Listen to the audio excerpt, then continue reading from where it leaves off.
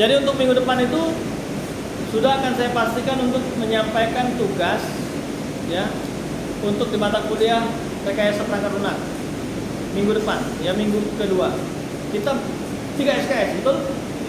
Nah, lebih banyak sifatnya materi ini untuk reading, membaca dari sisi landasan teori berada pada buku-buku yang Anda cari tadi. Tadi ada yang oke tuh ya.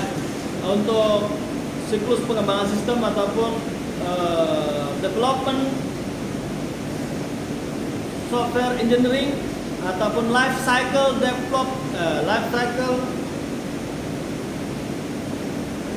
engineering software ya. Nah, engineering di sini apa? Rekayasa perangkat lunak seperti itu. Apalagi ya. Nah, jadi banyakkan nanti membaca seperti itu. Banyakkan membaca. Tapi membaca itu nanti kita ada bagian-bagian tertentu akan ada tugasnya, terutama nanti Anda menentukan skripsi.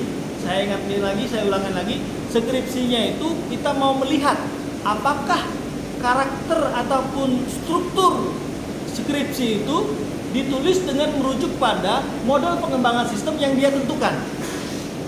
Nah, di situ yang kita mau cari nanti. Jadi pastikan seperti itu. Dengan kata lain, skripsi yang modelnya itu untuk membahas statistik itu nggak ada. Bukan itu.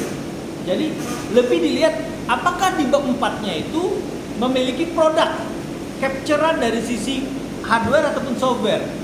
Kalau hardware saya bilang apa? Misalkan robotik kayak gitu. Kalau software ya ada capturean apa? Aplikasinya itu hasil screenshotnya ataupun keduanya. Softwarenya ada, hardwarenya ada. Nah, saya akan contohkan juga di sini sudah ada juga life cycle-nya. Life cycle itu bagaimana terus perputaran dari sisi sistem itu dikembangkan, sistem itu dibangun. Nah, ini contohnya ada di sini. Nanti saya jelaskan untuk minggu depan berikutnya seperti itu. Jadi minggu depan itu sekaligus untuk menentukan tugasnya. Nah, untuk tugasnya itu nanti ditentukan pada saat minggu ketiga Anda maksudnya menentukan judulnya. Selanjutnya untuk Meet hanya resume hasil apa yang Anda baca, draft berupa laporan singkat lah, ringkasan lah, tapi merujuk pada nanti kita tentukan yang tadi saya katakan. Apakah skripsi itu merujuk pada siklus pengembangan sistem yang dia tentukan di dalam skripsi itu. Jadi di skripsi itu di landasan teorinya bab 2 itu ada dia tuliskan model pengembangan sistem yang menggunakan prototyping ataupun SDLC ataupun RAD ataupun apapun itu. Seperti itu. Dilihat nanti apakah strukturnya mengikuti. Nah, itu yang mau kita akan angkat. Selanjutnya di penjelasan dari bagian untuk akhir dari itu dari tugasnya Anda membuat ringkasan itu dalam bentuk laporan. Jadi ada covernya, ada boleh tanpa daftar isi, jadi sudah ada cuma berupa ringkasan penjelasan, tapi itu konkret membahas mengenai lampiran skripsi full dengan tema game, terus IoT ataupun juga dalam sisi AI secara umum, artificial intelligence, ataupun dalam bentuk produk-produk website ataupun juga Android ataupun juga desktop yang lainnya boleh. Seperti itu.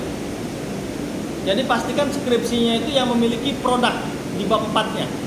Karena akan dilihat dari sisi nanti ke depannya. Dari sisi rancangannya adakah, dari sisi analisis kebutuhan sistemnya adakah, seperti itu. Nah, itu yang mau diangkat. Jadi lebih banyak membaca dan menjelaskan. Akhirnya di minggu deadline-nya itu untuk pengumpulan ringkasan itu di pertemuan minggu ke-8, minggu 9, 10, 11 usahakan itu kita melakukan diskusi hasil dari ini tugasnya individu. Seperti itu.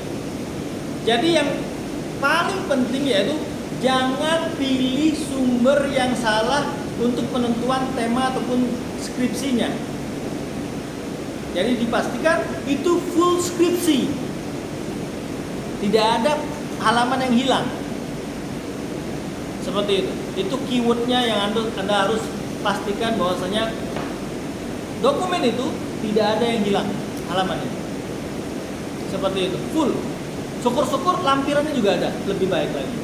Itu target kita untuk mata kuliah RPL, dan untuk siklus kita dalam sisi pembelajaran itu sama dengan mata kuliah lain. Anda absen, selanjutnya Anda mengakses dokumen, akses materinya. Terus nanti pada saat materi itu Anda lihat, Anda dengar, apapun itu, Anda kalau misalkan sifatnya live streaming ataupun juga video yang sudah di recording dari YouTube, Anda komen seperti itu. Kalau ada berupa buku yang harus dibaca, ya baca, tapi tidak semua buku dibaca, biasanya halamannya saja nanti arahannya. Jawab kuisnya, selanjutnya dilakukan diskusi saja. Itu saja siklusnya dalam sisi mata kuliah RPL 1 ya. Semoga model seperti ini juga akan mendapatkan hasil pembelajaran yang baik adanya. Oke, itu hasil recordingnya.